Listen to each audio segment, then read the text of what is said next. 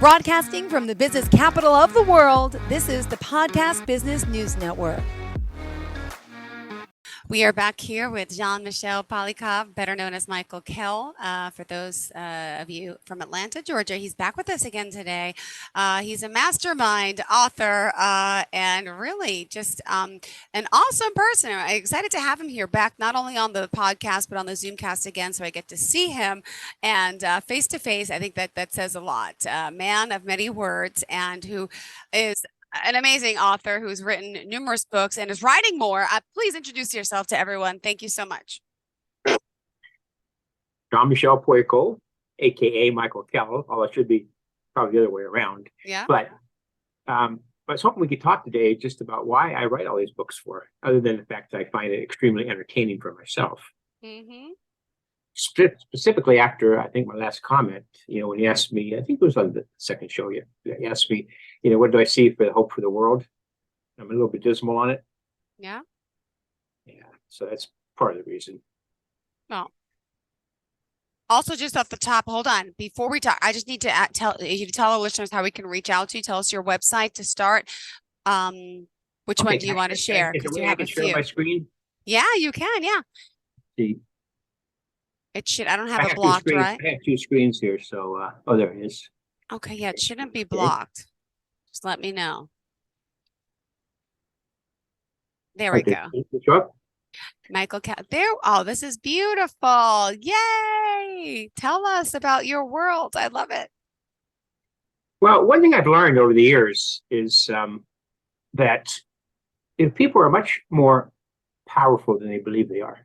And they're much more imaginative than they believe they are. And when I was young, I read a lot of books. Like I used to read a book and then go out and play with my friends most every day. And they're mainly English fantasy books by an author named Edith Blyton, among others. And so I got really involved in stories. Mm-hmm. And as I grew up, I got involved in more and more stories. And what happened is when I had these stories and read them, to me, it felt like I was in the story. Not necessarily as a character, but actually in the story. And it really dawned on me when I got a lot older is that actually our universe is much richer than people think. Yeah. The occultists talk about the psychic world and things, but there actually is many realms we can explore that are not physical. Yeah. It doesn't mean they don't seem physical, because they do. But, God designed the universe, and why they can't be different kinds of physicals, I don't know. Yeah. And so I started seriously about 2004, I think, maybe 2008, just starting to start writing again. Because most of the time before that, I did science. And what I found was when I started creating these stories, and the book I told you about is one of these stories, but it's not quite as full as the other ones, which is right there on my share screen. If I can hit it again, I guess. I don't know. Things always go away on this thing. But it doesn't matter. But what I did is I started thinking about, what do I really care about in the world? Most of everything, and I know it has to be something I can't do very well, because if I can do it very well, it doesn't mean anything I care about it or not. And what I found that I can't do, and neither can anybody else, except for a few people presently alive probably, is how to love, learn what love really is, that what kind of force it is in the universe, no matter what world you're in, and try to do it as unconditionally as you can. And everyone knows that, when Jesus was asked the commandments by a Pharisee, he said it was only two, really. It was one, but there's really two. He said the first one is love God, love your God. I'm going to paraphrase it a little bit different. Love your God with all your heart, all your mind, and all your soul. But more importantly, learn to love your neighbor no less than yourself. And actually, we're supposed to love others more than we love ourselves. Like Lucifer is a good example. And that rule, you find in other religions, in other words, like the golden rule and things. And so to me, it became a really important thing and guide to my life for a long time. Not that I was brought up with a strong religious background, because I wasn't. And so when I had a chance to go back into these worlds and find out that I could either interface with the world that someone else created, such as Camelot, but actually when I get in there, it's as if you're the creator and the major participant, usually one of the characters of these worlds. And they became real to me. I mean, actualities, when I'm in that world, it's like I'm in that world. And the people I meet are significant. and the people I write about are significant, and it just flows along. Occasionally I get a place where I go, where's the world going next? So I have to think about it. And what I found is that by spending time in these worlds, and all the books, almost all are about different parts of these worlds, is that I could have my characters, both men and women, learn to love another person unconditionally. And from my experience, it's much easier for a woman to do this than a man. Yeah. I think it's a little bit of biology, but women have a special psychological setup, which is really good. That's why they're mothers. That's why they're nurturing. That's why we have to have them, because we have to be born. And so what I found is that the major character, who's usually like a god, okay, but he's a god who works in the universe because he knows it's messed up and it just was created that way. And he would like to do it. But there's goddesses too. And sometimes you call goddesses, sometimes not. But what you see as him interacting with these other people, you see that everything he does is for another person. He has no need. Well, he's God, but he has no need to have concerns about himself. And the women he gets involved with, which is very erotic, which is sort of atraditional, but you can just see how they blossom. When the relationship with a man and a woman is equalized. Yeah. And it's slightly different for either side. And that's how it should be. And because what the Sufis have taught, which sounds off the subject, but it's not really, the Sufis have a five level or 4-level model of the universe. And they say that marriage is the most important thing you can do. Because in a marriage, people need to learn how to live with each other, how to understand what each other does, and to have the same will as they move ahead. That they see what needs to be good for the family is always the same. They might have to talk about it, but they become convinced. And what the Sufis teach is that when a man and a woman enter a state of unconditional love for each other, then they can move up towards God or Mother God, whatever you would like to call God's image. And then you can start loving your kids unconditionally, not because of biology, but because of choice. And then your neighbors, etc. Until eventually you love as God would love, at least as a human manifestation. Wow. And so this is my driving force in life, is to try to learn how to do it, which I can't do, but that's okay, because I can make characters that do it. So it works out pretty well for me. And what I found is over the years, and it's like even having to be in love with a lady, is that I noticed a long time ago, I was in medical school, that I'm so much nicer when I love someone. Yeah. And you get close to them, and you can't do that by yourself. Maybe Buddha could do it. Yeah. Jesus could do it, but they're a little bit higher rank than I am. And so women are really important in my books, and they're really important in my life because they have a special something that males really need. And I'm sure if I was a female, which I understand pretty well, but not 100%. Yeah. Being male, is that there's something males have that's special to give them. And it's not about dominance, it's not about being abusive, it's not about anything like that. It's a spiritual thing.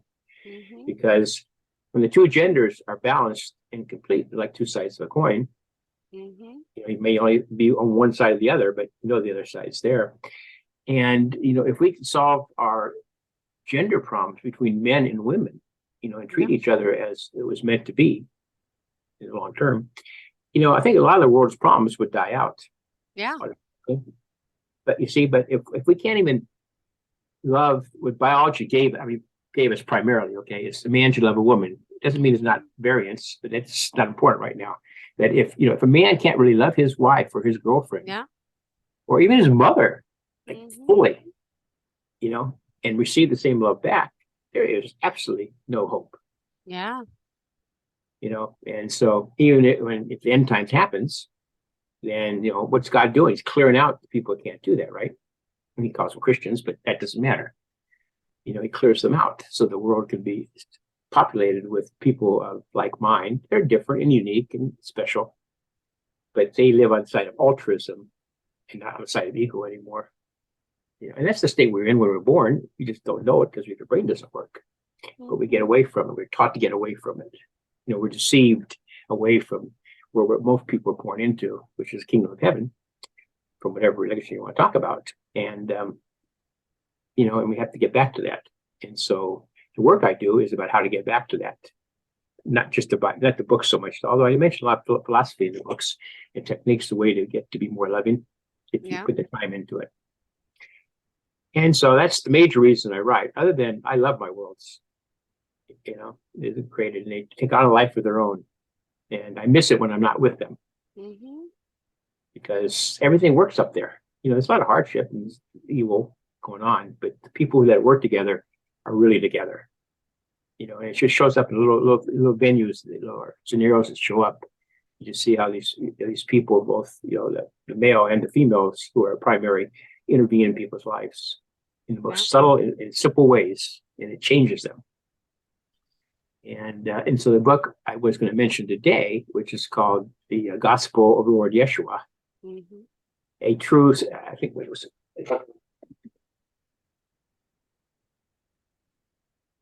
It's true something by Brother Cornelius, which is very heretical in some ways, but actually decided to go into a new world and populate it with Jesus. But it's not this universe, okay? It's another world. Who has a different approach to solving the problem that the end times needs to solve before it happens. And so I've taken a lot of teachings of Jesus and incorporated them in a totally different story. But I think he seems very real and approachable in this story, much more than the Bible, because it's sort of just a little history of what's going on. But you can see how he acts and what he does, and how he takes people's sins on a day-to-day basis. He does miracles all the time. And so I don't know how that's going to be, because it's kind of erotic, but who knows? A lot of books are erotic.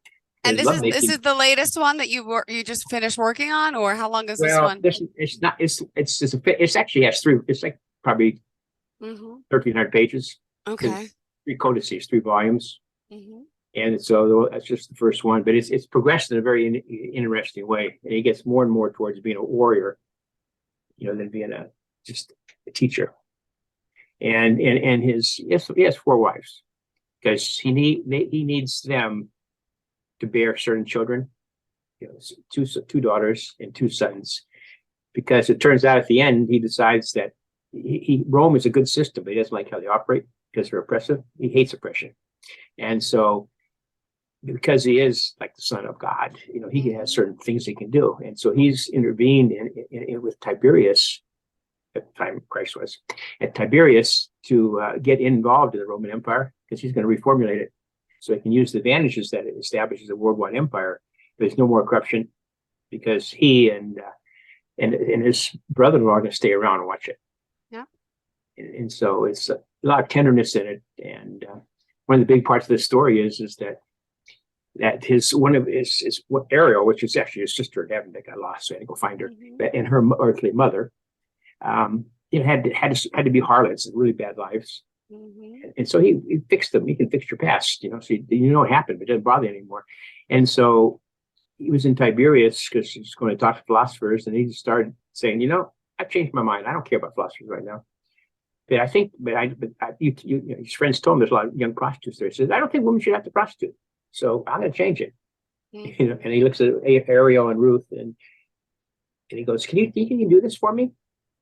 Because they came for that, but they got rehabilitated, okay, and overcame all the evil that was done to them. They go, we'd love to do it and stuff. And so all of a sudden, in ancient Rome, he's setting up houses that are called House of Hallel, run by females, with his brothers helping out, because one of his brothers, Matthew, is a super genius financial guy.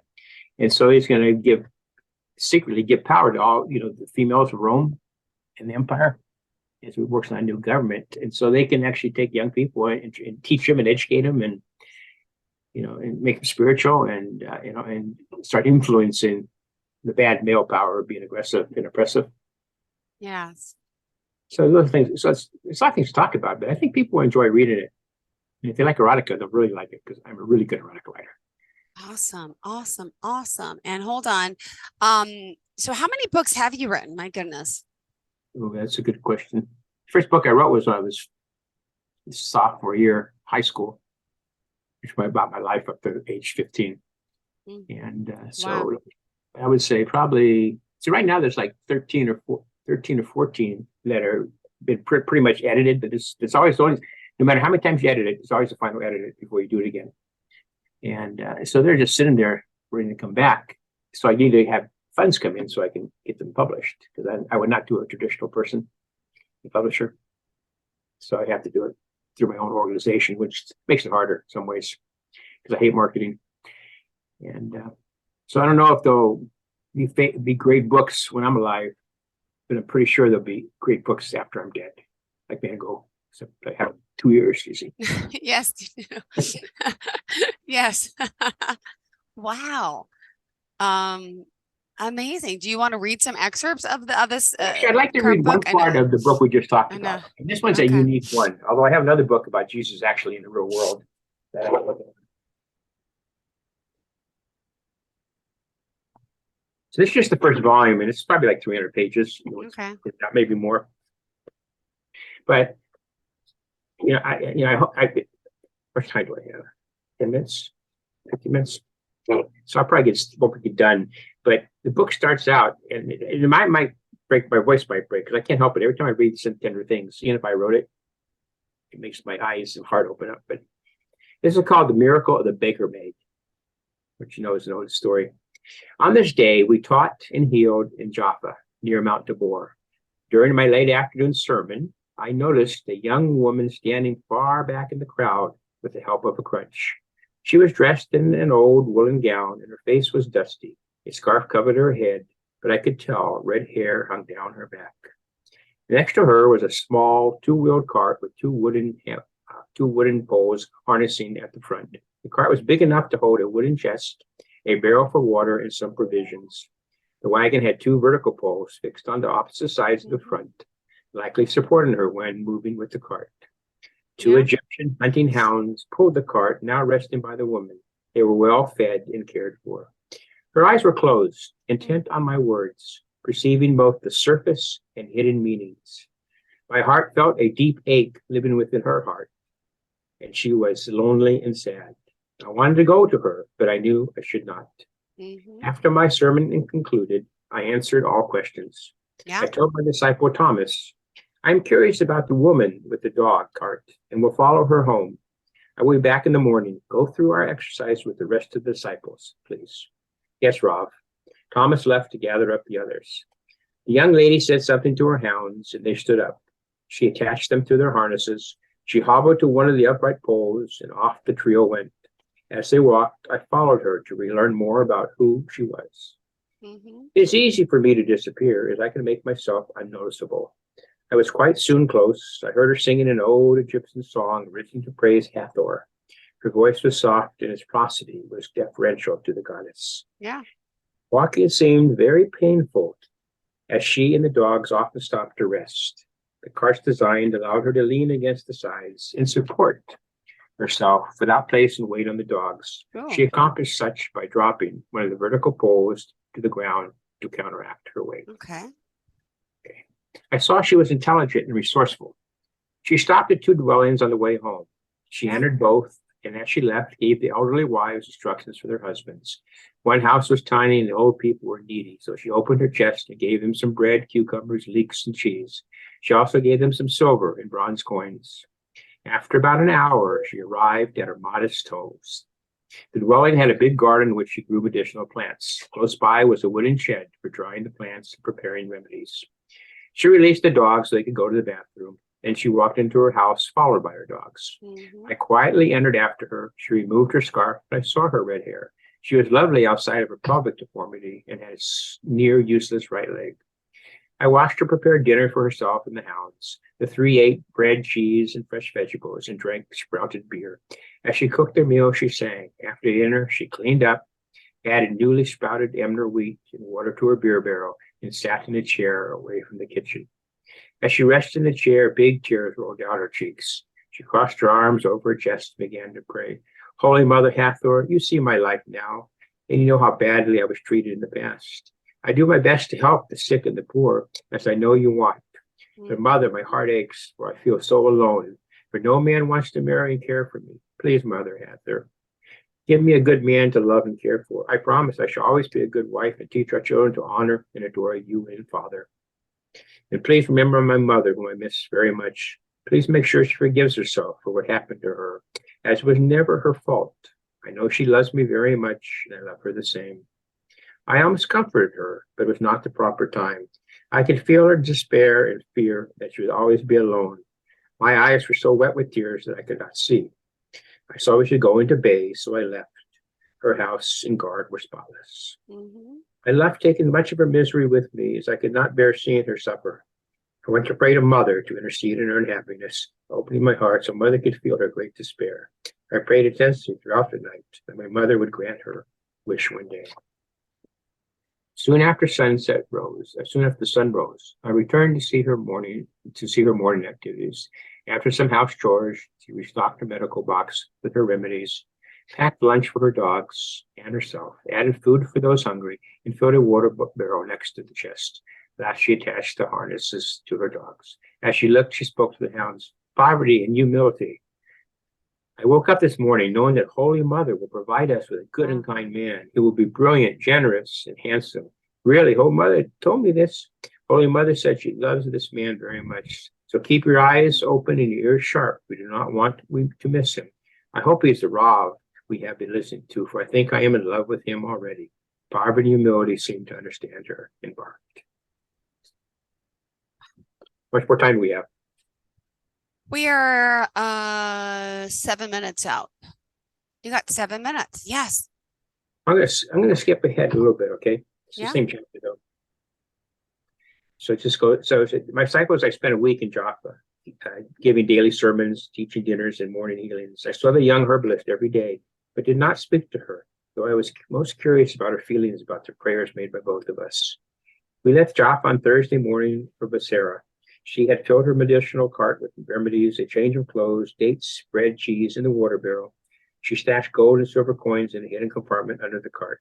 She and her canine friends, Poverty and Humility, continued to attend my sermons. Though she did not speak to me, she followed us every day. She did not know I found her safe places to sleep with her dogs every night.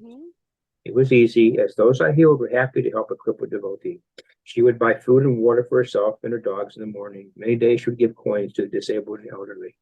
She traveled just behind us for the next 3 weeks. One day, concluding my teachings, the crowd dispersed, and the young woman slowly and laboriously made her way towards me. My disciple John said, "Come, Rob, we have a long journey ahead and no time to speak with a crippled lady who hasn't asked for healing."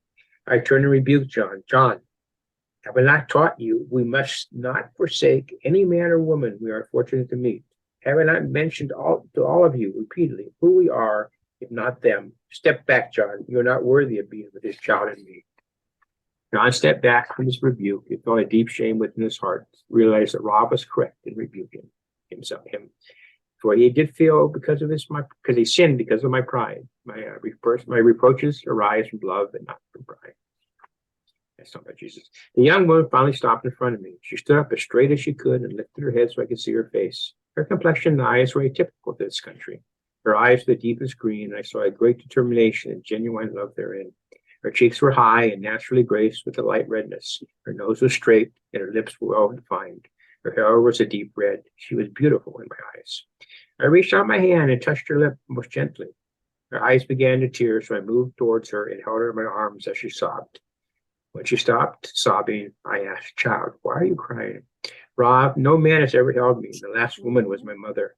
I miss her so much and I cry every night. I know I am deformed and twisted. I wear old clothes and I'm a cripple. No one has ever been kind to me, just for being considerate. My mother cared for me very much, but I was unprotected from her evil aunties after she died. They abused me and made me serve them. I was not born crippled, but mother changed me into what I am today before she died." I'll skip the story of why that happened. Wow. Yeah, but it goes on, and she told her story of her mother and her. He says, "I lowered my arm, stepped back, and replied, 'What is your name, child?' 'My name is Ariel. Will you take me with you every day? I fear my aunties will find me, kill my puppies, and take me back.' I thought, how strange it is that her name is the same as my sister's. He's actually sent here by his parents to find his sister. Could she be my sister and spouse? 'Yes, Ariel, you may come with me.' I bent down and lifted her up in my arms. 'I will carry you to the inn, and we will stay until tomorrow or the next day. The brothers will build a small cart, making it easier to travel with us. You may bring Poverty and Humility in your cart of medications, as we shall be useful.' Ariel reached up and placed her arms around my neck and made it more convenient for me to carry her. I watched you for many days and walked a long way to see and listen to your sermons and parables. It was only today that I found the courage to show myself to you and come to speak to you. I was so afraid you would reject the crippled young lady, but I had to speak with you, for I love you with all my heart, Rob, for you are pure love. Ariel, I followed you for a few days to see who you were. I saw you had a merciful heart overflowing with love for those suffering. You were kind, generous, and did everything to benefit others. Ariel looked into my eyes and asked with trepidation, "Is it okay if I love you with all my heart, Rob? May I pretend you love me and are a husband to me? Or would such an idea be repulsive?" I smiled, replying, "Divine love is blind to imperfections of form and only seeks to find the eternal goodness within the lover. Perhaps your body would no longer be crippled one day. You can dance and jump like most, but such a cure I cannot do now. But they are sometimes done by my father when the time is right. It does not matter to me, for we will do what you need to give birth to babies. Crippled or not, you are my beloved." I drew her slender and tortured little body a little closer to mine. "Ariel, I will do as you ask. From this moment onward, we are husband and wife forever. The eternal good in my heart already loves the eternal good in your heart. I will announce such a dinner with our friends, but you cannot birth a child, for so many children, such children will wait until you have been turned to normal." Ariel placed her head on my shoulder as I granted her greatest wish. She had wished a man would find her worthy of marriage, love her even crippled, and protect her from her great enemies. I bent my head, kissed her on the nose, and let her experience tears of joy, not pain and sorrow, for once in her life. Thomas had expected my change of plans and had secured sufficient rooms at the modest inn. Sorry, I'm not the best reader, but No, I'll get somebody else to read them. no, it's perfect. Thank you. Well, we are just about out of time, so this will be the perfect time to remind everyone how we can reach you. It's Worlds of JM. Well, actually, I'm going to change it if Want I to can't change have it? your Go permission. ahead, sure. Your easier email. But you can go to this website, which, you can see up. I don't know if you can see it. It says worldsofjmpolyakov.com. But it's easier if you write to email at enlightenment123.org. Okay.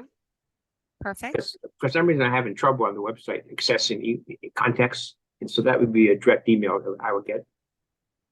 Right. Thank you so much. And any other form of contact you want to share? Well, I don't know how many more talks we have, but I think one of the days I want to talk about something I have that's really special. And I'm looking for 12 people to help me with it. Right. And thank you so much. Happy holidays, by the way. Enjoy your holidays. I don't know. Are we in touch next week? I think they changed the dates. Okay. Okay. Right here.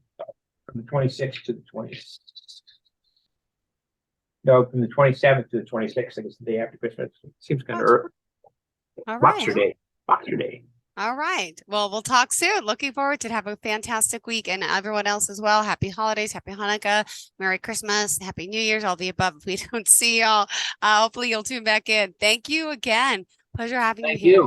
Are you looking for even more of the podcasts and hosts that you love? The Podcast Business News Network is proud to announce that you now have even more ways to listen live. Check out the MyTuner Radio, online radio box, and Simple Radio apps on iOS and Android, or find us online. Search for Business News Network on mytuner-radio.com, or search Podcast Business News Network on streama.com and onlineradiobox.com/US. Take your podcast on the go and don't miss a minute of the action.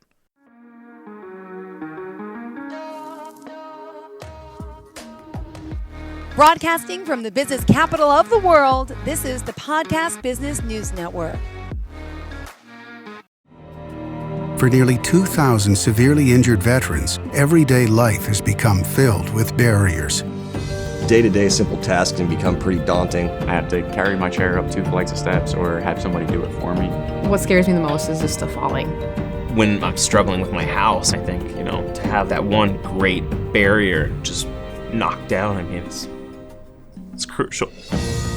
Home for Our Troops is a wonderful nonprofit that builds a mortgage-free, fully adaptive, handicap-accessible house. And there's no catch. It'll be our very first home that we've ever owned. This is a game changer. This is where your life begins again.